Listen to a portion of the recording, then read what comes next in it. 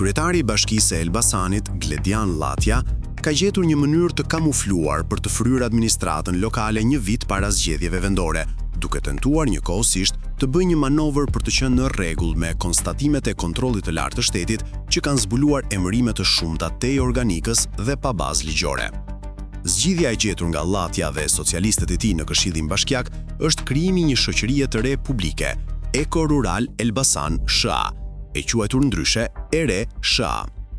Për Bashkinë e Elbasanit, krijimi i kësaj shoqërie aksionere me kapital 100% publike përbën një hap të domosdoshëm dhe strategjik për Bashkinë e Elbasan në drejtim të zhvillimit të qëndrueshëm ekonomik, menaxhimit efikas të burimeve natyrore dhe fuqizimit të ekonomisë rurale.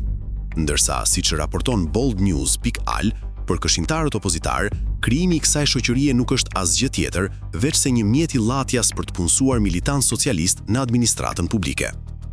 Në mbledhjen e Këshillit Bashkiak të zhvilluar në 28 prill 2026, këshilltarja Çopja tha se ndërmarrja e re shtetërore që synohet të krijohet nuk lidhet thjesht me zhvillimin e bujqësisë, pyjeve apo agroturizmit siç paraqitet në relacion, por më shumë me nevojën për të menaxhuar pasojat e fryrjes së administratës së bashkisë. Kontrolli i KLSH-s ka evidentuar një administratë të mbingarkuar me punonjës dhe ka rekomanduar ristrukturim dhe ulje të numrit të stafit. Në një situatë normale, kjo do të kërkonte shkurtime reale dhe reformim të strukturës administrative. Por duke qenë afër zgjedhjeve vendore, shkurtimi i vendeve të punës ka kosto politike dhe elektorale.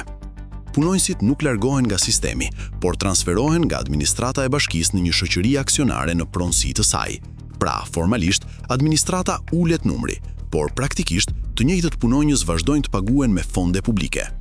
Zonja Çopja konstatoi se relacioni i përcjell nga Bashkia e Elbasanit në Këshillin Bashkiak nuk ka një plan biznesi konkret, pa analizë tregu dhe nuk ka asnjë parashikim se cila është dobia financiare e krijimit të ERE SHA.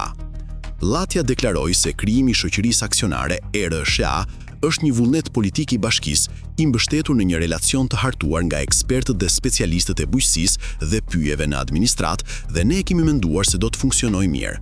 Në përfundim të diskutimeve, Këshilli Bashkiak shteu për mbledhjen e ardhshme miratimin e krijimit të ndërmarrjes publike ERE SHA.